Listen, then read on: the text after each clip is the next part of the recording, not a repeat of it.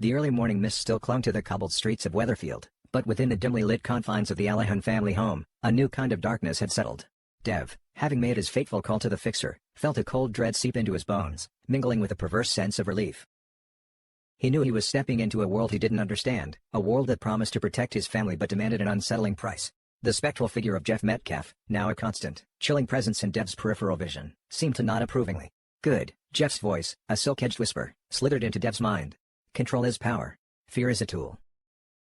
Dev arrived at a nondescript warehouse on the outskirts of Weatherfield, a place that reeked of stale ambition and illicit dealings. The fixer, a man named Silas, was a study in contrasts, impeccably dressed, with a disarmingly polite smile that failed to reach his cold, calculating eyes. He laid out the terms. Dev's contribution would involve using his shop as a distribution point for certain unmarked goods. It was a subtle, almost undetectable operation, designed to blend seamlessly with his legitimate business. The payout, however, was substantial, enough to secure Asha's medical care, her therapy, and a future free from financial worry. But there was a catch: absolute loyalty, absolute discretion, and absolutely no questions asked. Silas's smile widened. And should you ever feel tempted to, shall we say, diverge from our agreement, Mr. Allahan, remember that we know everything about everyone. Especially those you hold dear. The veiled threat was clear, a poisoned arrow aimed straight at Asha and Audie. Meanwhile, Kevin, having made a similar desperate decision, found himself in a grimy back alley, meeting a different, more brutish operative of Silas's network. His task was to adjust vehicle records, making certain cars disappear from official databases, only to reappear with new identities. It was forgery, plain and simple, a direct violation of every principle Kevin had ever held dear.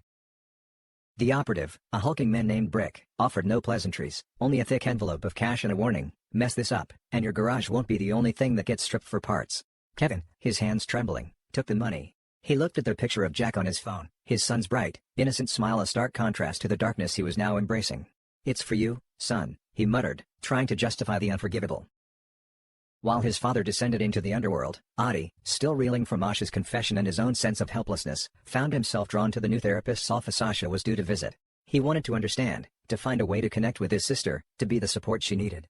He lingered outside, observing, a knot of worry tightening in his stomach. He saw Asha enter, looking pale but determined, and a fleeting sense of hope surged within him.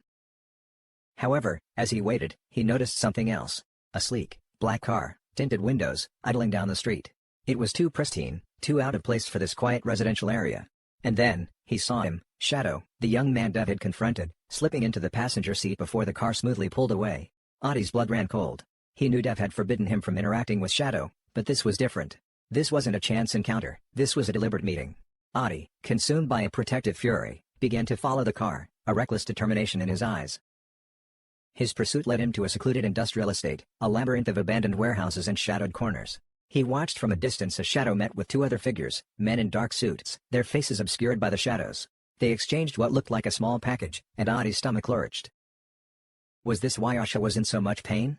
Was Shadow still involved in something dangerous, something that could threaten his sister, even now? He instinctively pulled out his phone, snapping a blurry photo of the exchange, a damning piece of evidence that could expose a far greater conspiracy. Back on Coronation Street, the atmosphere at the Metcalf household was colder than the morning air. Sally, still fuming from Kevin's drunken flirtation and his banishment to the sofa, eyed him with a mixture of anger and suspicion. His sudden secretive phone calls, his hushed conversations, and his newfound nervous energy were all red flags. "What are you up to, Kevin?" she demanded, her voice sharp. "Another anniversary surprise, perhaps? Or are you just trying to get yourself into more trouble?" Kevin, caught off guard, stammered out a vague excuse about extra work at the garage, but his evasiveness only fueled Sally's distrust. Tim, burdened by his conflicting loyalties, struggled to keep the peace. He knew Kevin was facing immense pressure, but he also saw the genuine hurt in Sally's eyes. He tried to confide in Eileen, hinting at Kevin's financial worries and his desperation to secure Jack's future, but he couldn't reveal the full extent of Kevin's clandestine dealings. Eileen, ever perceptive, sensed a deeper turmoil. "Something's not right, Tim," she said, her brow furrowed with concern. "Kevin's always been stubborn, but this feels different. Darker." Later, Sally, unable to shake her unease, made a call to the garage. She spoke to Abby, who, unaware of Kevin's new extra work, confirmed that business had been unusually slow. The lie became glaringly obvious. Sally's suspicions solidified into a chilling certainty: Kevin was hiding something potentially dangerous. Asha's first therapy session was a grueling, emotionally draining experience. Dr. Elena Petrov, a kind but astute therapist, gently guided Asha through the labyrinth of her grief and anxiety. Asha spoke of the crushing weight of expectation, the fear of failure, and the feeling of being trapped in a cycle of sadness. Dr. Petrov listened patiently, but her professional facade cracked slightly when Asha admitted the accident wasn't an accident. A deep concern settled in the therapist's eyes. Dr. Petrov, understanding the immense fragility of her new patient, subtly probed about Asha's social circle, her recent contacts, and any unusual interactions she might have had. Asha, still guarded, mentioned Shadow only in passing, dismissing him as an insignificant acquaintance. But Dr. Petrov, with her years of experience, recognized the subtle cues of evasion. She knew that true healing required full disclosure. Asha, she said gently, it's crucial that we address everything that contributed to your pain. Sometimes, the people we think are insignificant can have the most profound impact. The unspoken warning hung in the air. Dr. Petrov made a mental note to discreetly investigate this shadow character. She knew that for many vulnerable young people, the path to self-harm often intersected with external influences, some far more insidious than a simple bad choice.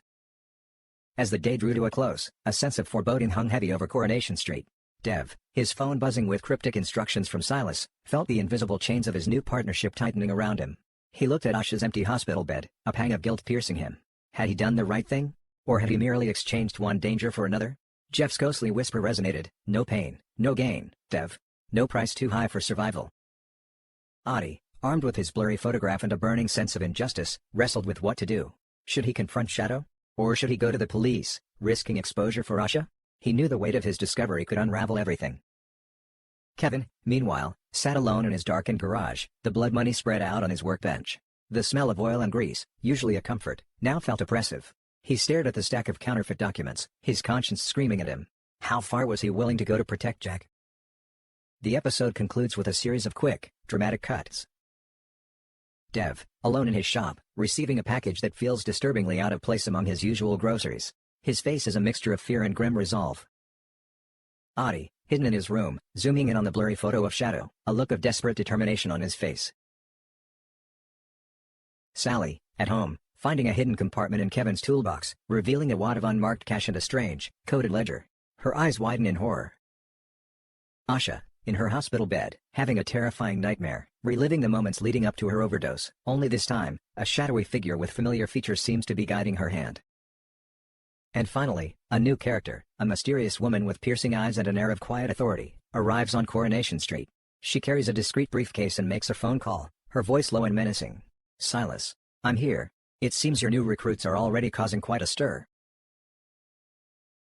The stage is set for an explosive next chapter, where the choices of desperate fathers collide with the fragile hopes of their children, and the unseen hand of a powerful, dangerous organization begins to tighten its grip on Coronation Street.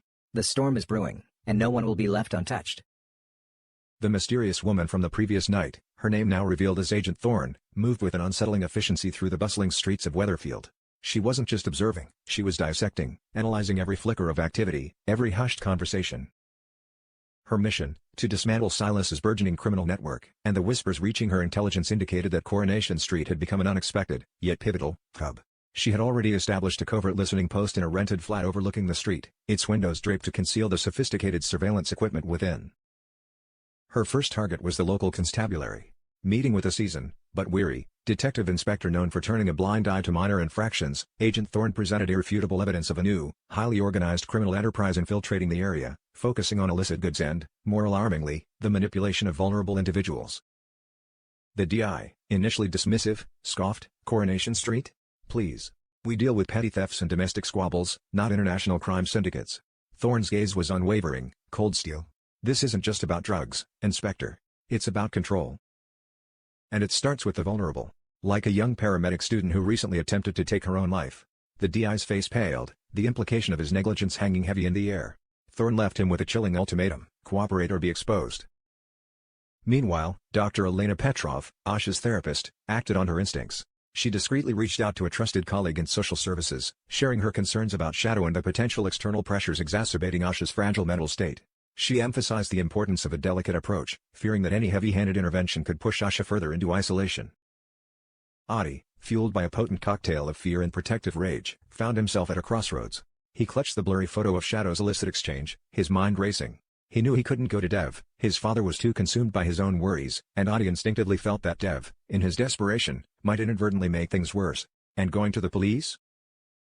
That would surely expose Asha, dragging her through a public scandal she couldn't possibly endure. He had to handle this himself. He decided to confront Shadow directly. It was a reckless, impulsive decision, but Audie, for all his youth, possessed a fierce loyalty to his sister. He tracked Shadow down to a dingy pool hall on the outskirts of town, a place that pulsed with low-level menace. Audie, emboldened by adrenaline, marched up to Shadow. "What are you doing, you snake? What are you still involved in? Is this about Asha?" Shadow, initially amused by Audie's bravado, quickly turned sinister. His eyes, once merely calculating, now held a glint of genuine threat. "You don't know who you're messing with, kid. Stick your nose where it doesn't belong, and you might find yourself losing more than just a pool game." As Shadow leaned closer, Audie caught the unmistakable scent of something sweet and cloying, a scent he associated with some of the unmarked packages he'd occasionally seen at his father's shop, a chilling connection he didn't yet fully grasp. The confrontation quickly devolved into a physical altercation. Audie, despite his courage, was no match for Shadow's street smarts and a surprise accomplice who emerged from the shadows. Audie was cornered, roughed up, and left with a stark warning. "Forget what you saw. Forget everything." As Shadow and his accomplice vanished, Audie, bruised but unbowed, realized the true depth of the danger. He wasn't just dealing with a small-time dealer, this was something much bigger, much more organized. Sally, her heart pounding with a mixture of fear and betrayal, confronted Kevin with the hidden cash and the coded ledger. "What is this, Kevin? What have you gotten yourself into?" Her voice trembled with barely suppressed fury. Kevin, cornered and broken, finally confessed, pouring out his fears about the cancer, his desperation to provide for Jack, and the impossible choice he felt forced to make. "I didn't know what else to do, Sal. I can't leave Jack with nothing." His raw vulnerability was heartbreaking, but it didn't erase the cold, hard fact of his deception. Sally, despite her anger, saw the genuine torment in his eyes. She understood his fear, but she also saw the terrible path he was treading. "This isn't you, Kevin. This isn't how we solve problems." She snatched up the phone, threatening to call the police, to expose Silas and his network, to drag Kevin back from the brink. But Kevin, desperate, grabbed her hand. "No, Sal. You can't. You don't understand. They know about Jack. They'll hurt him." The words hung heavy, a chilling realization that Kevin's choices had not only jeopardized himself but also their entire family. Meanwhile, Tim, sensing the escalating tension between Sally and Kevin, tried to intervene, only to be met with a wall of secrecy. Sally, shaken by Kevin's confession, couldn't bring herself to reveal the full truth to Tim, fearing he would also be drawn into the danger. The secrets began to multiply, creating an suffocating atmosphere of distrust and fear within the Metcalf household. Asha, though physically recovering, remained emotionally fragile. Her nightmares, now more vivid and terrifying, were a kaleidoscope of distorted faces and whispered threats. In these dreams, the shadowy figure who guided her hand during her overdose was no longer an anonymous entity. Its features were slowly morphing, becoming eerily familiar, resembling Shadow. Was her subconscious trying to warn her? Or was the trauma merely playing tricks on her mind? Dr. Petrov, observing Asha's continued distress, began to suspect that her patient's overdose might not have been a purely self-inflicted act, but possibly influenced, or even orchestrated, by someone else. She discreetly ordered a more comprehensive toxicology report, focusing on any unusual or less common substances. Dev, meanwhile, found himself increasingly reliant on the spectral presence of Jeff Metcalf. Jeff, now almost tangible, was no longer just a whisper. He was an active guide, advising Dev on how to navigate the murky waters of Silas's operation. "See, Dev? This is how it's done. You anticipate, you control, you eliminate. You're becoming a man of power, just like me." Jeff's insidious charm was a dangerous lure, subtly eroding Dev's moral compass, twisting his desire to protect into something darker, more ruthless. Dev, desperate and disoriented, clung to Jeff's advice, mistaking the manipulative spirit for a source of strength. He rationalized every questionable act, every lie, every compromise, as a necessary evil for Asha's survival. As the day wore on, the separate threads of the narrative began to tighten, drawing the characters closer to a devastating collision.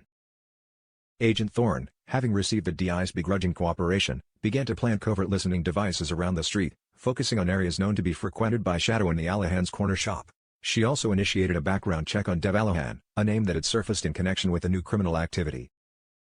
Audie, his resolve hardened by his encounter with Shadow, knew he couldn't face this alone. He found himself seeking out the one person he believed he could trust, the one person who understood the weight of desperation, Tim. Tim, confused by Audie's battered appearance, listened in growing horror as Audie recounted his confrontation with Shadow, the blurry photo, and his terrifying realization that a powerful criminal element was preying on their community. Sally, reeling from Kevin's confession, struggled with her next move. The safety of her family clashed with her strong sense of justice. She knew she couldn't let Kevin continue down this path, but she also couldn't risk Jack's life. She started subtly gathering her own evidence, discreetly photographing the coded ledger and the hidden cash, preparing for the moment she would have to act. The episode ends with a dramatic montage. Dev, meticulously organizing a shipment of unmarked goods in the back room of his shop, his eyes vacant, Jeff's ghostly smile reflected in the darkened window. Audie, his face bruised but determined, showing Tim the blurry photo of Shadow's exchange, the gravity of their shared secret hanging heavy in the air. Kevin, head in hands, alone in the garage, a single tear tracing a path through the grease on his cheek as he contemplates the irreversible choices he's made. Asha, jolting awake in her hospital bed, a name escaping her lips in a terrified whisper, Shadow.